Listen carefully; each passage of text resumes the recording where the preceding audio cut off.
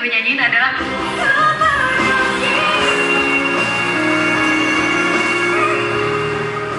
semua penonton yang datang, semua pekerja yang terlibat happy.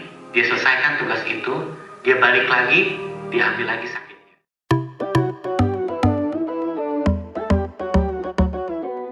Assalamualaikum, selamat sore semuanya.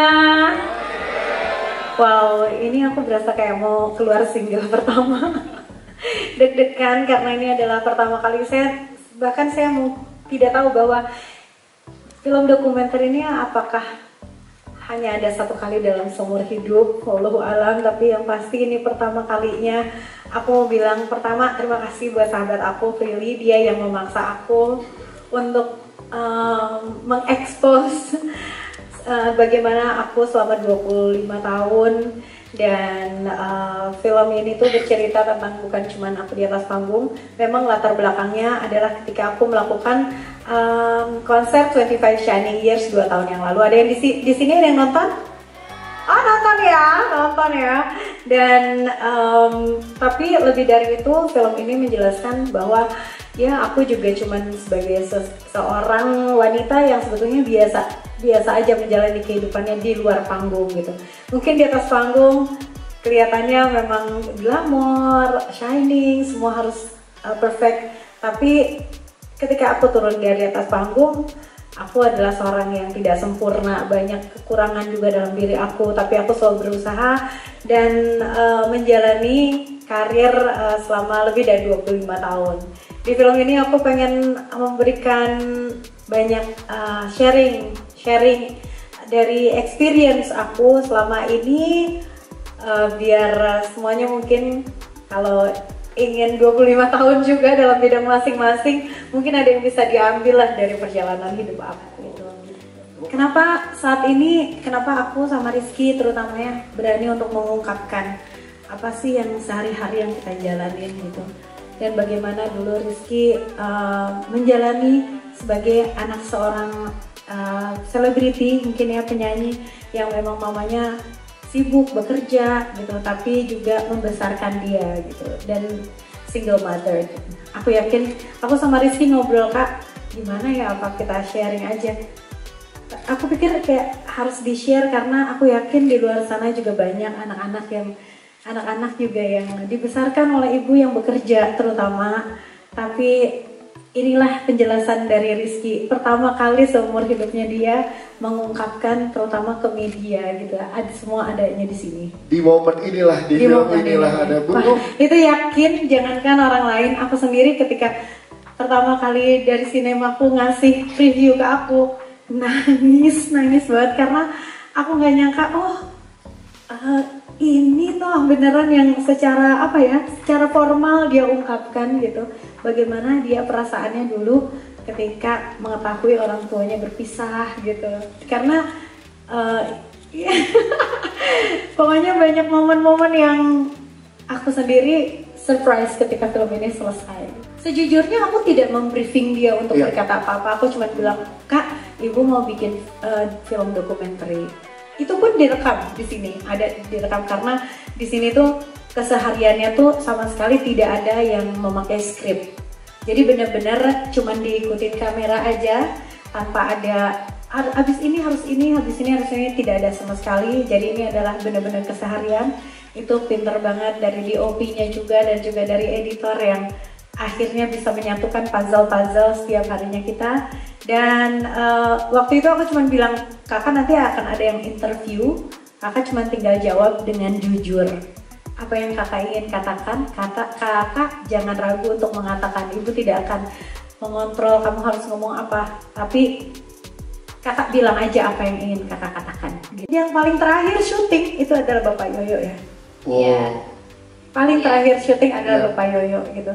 Awalnya aku tanya, Pak, Bapak mau nggak cerita tentang ini gini gitu.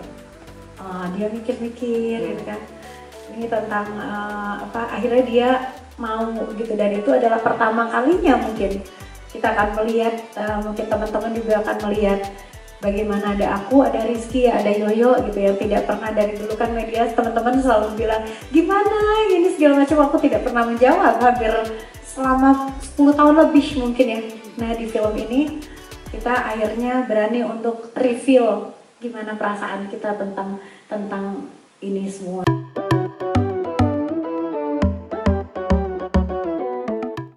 Yang berbeda gitu. Ketika Teocha di panggung dia adalah sang diva, tapi ketika dia turun panggung dia adalah perempuan kuat, ibu yang hebat, tapi juga rapuh. Dan aku ngerasa sebagai eksekutif produser ya, saya bilang, Teh, ini kalau publik tahu hidup kamu dan hari-hari kamu kayak gini, aku rasa cerita kamu itu bisa menginspirasi banyak orang gitu. Ketika mungkin orang ngelihat, oh Teh Rosa udah sukses, diva, tapi mereka tuh juga harus tahu perjuangan dan apa yang kamu lewatin setiap hari gitu. Gimana kamu menghadapi kesedihan kamu, tapi harus senyum di depan banyak orang. Gimana kamu menjadikan sakit hati kamu itu sebuah lagu yang akhirnya menjadi karya yang dinikmati sama orang banyak sampai 25 tahun lamanya. Dan akhirnya ya udah Teocha mempercayakan aku dan Cinemaco Pictures. Dan bersama Inspire kita berkolaborasi untuk memproduksi dokumenter ini. Dan prosesnya 2 tahun aku makin melihat sosok Teocha yang luar biasa. Malah aku kayak, ini boleh gak sih ditayangin? Boleh gak? Boleh gak? Ini cepet jadi boleh gak sih? Aku pengen orang-orang tuh melihat ini loh, sosok Rosa yang sebenarnya. Jadi semoga dengan adanya film dokumenter ini para perempuan yang ada di sini bisa semakin kuat lagi. Amin. Dan bisa tahu bahwa posisi Teocha sekarang itu melewati perjalanan yang panjang dan tidak mudah. Jadi kalau mau sukses kayak Teocha harus kuat mental menjalani hari-hari dan hidup yang dia jalani juga gitu. Awalnya mungkin kenapa aku meyakinkan Teocha lebih kemaksa ya. Ayo dong jadiin film gitu. Menurut aku ini nggak apa-apa kok diangkat gitu. Memang harus ngejaga banyak perasaan orang atau mungkin ada certain image yang harus kita jaga. Tapi menurut aku sisi yang ini orang harus tahu gitu.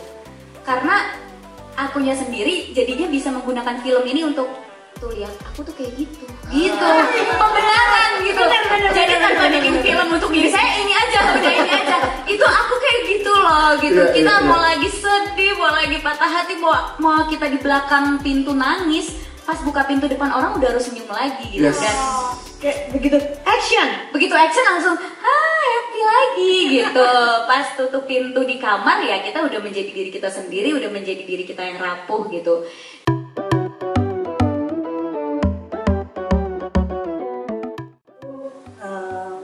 Pas mau konser 25 tahun tuh kan pasca pandemi ya. Terus kita sempet ngobrol Prilly ya. Terus Prilly bilang, ayo mumpung ini kita konser 25 tahun, kenapa nggak kita dokumenter aja gitu, dijadikan film gitu, supaya banyak orang juga yang tahu mengenai perjuangannya Teocha gitu. Jadi abis itu aku ngomong sama Ocha, terus setelah itu kita persiapan dan akhirnya kita membuat film ini. Jadi cerita tentang Ocha ini terlalu banyak, terlalu juga tuh ya kayaknya. Jadi kita alhamdulillahnya aku tuh dari dulu selalunya mendokumentarikan Ocha ya dari mulai pertama aku ngumpulin segala macam semuanya dari berbeda camp, handicam segala macam tetap kumpulin gitu. Nah jadi setelah kita ngobrol sama pihak Cinemaco, terus aku pertama cerita dulu nih, Ocha juga cerita dulu. Nah jadi kita poin-poin yang mau di highlight apa aja, baru itu nanti kita cari dan kita serahkan sama pihak Cinemaco.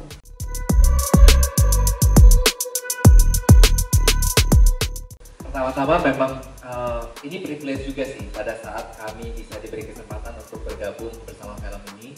I think it's a huge privilege untuk Time International Films kita bisa ambil bagian. Jadi memang founder kami Pak Irfan itu sendiri pecinta film dan musik dan beliau melalui Time International Films selalu fokus kepada kisah-kisah tokoh Indonesia yang menginspirasi. Especially kayak Teocha kan sebagai putri daerah yang berjuang ke Jakarta. Terus bagaimana strugglingnya dia, kami yakin bahwa kisah ini harus banyak ditonton anak muda. Dan kami yakin ini akan menginspirasi generasi-generasi muda untuk tidak mudah menyerah, untuk terus mau maju, meskipun mungkin jatuh berkali-kali, tapi bangunnya lebih sering lagi. Nah itu nilai yang kita mau, kita melihat nilai itu ada di Teocha dan kita mau bantu untuk sebarkan ke generasi muda. Kalau perlu sampai audiensnya harus di global juga gitu. Kalau perlu ya, kalau bisa harapan kita bisa sampai ke sana karena sayang banget kisahnya ini sangat baik dan kita percaya bahwa ini kita bisa lakukan untuk bisa memajukan juga perfilman dan musik Indonesia.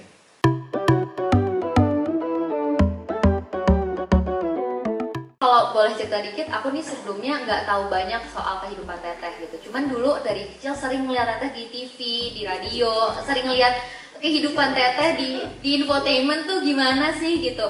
Jadi pas ditawarin, diajakin sama aku, yuk kita bikin ini, excited banget untuk tahu lebih jauh kehidupan Teteh tuh gimana. Karena di pikiran aku, oh Teh Ocha ya diva gitu, ya bintang. Tapi ternyata setelah ngerjain terus banyak ngobrol sama Teteh, sama Rizky, sama Kak Intan, sama semuanya yang hidup di kehidupan Teteh juga, ternyata emang benar kata Prilly yang sebagai sahabatnya juga bilang emang inspiratif banget.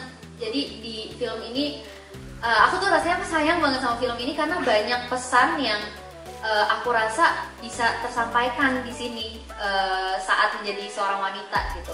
Jadi gimana Teteh membangun karirnya selama 25 tahun ini dari dulu bikin album anak-anak ya Teh, terus sekolah, terus aku takut spoiler, pokoknya sampai ada di momen ini tuh berlika-liku banget.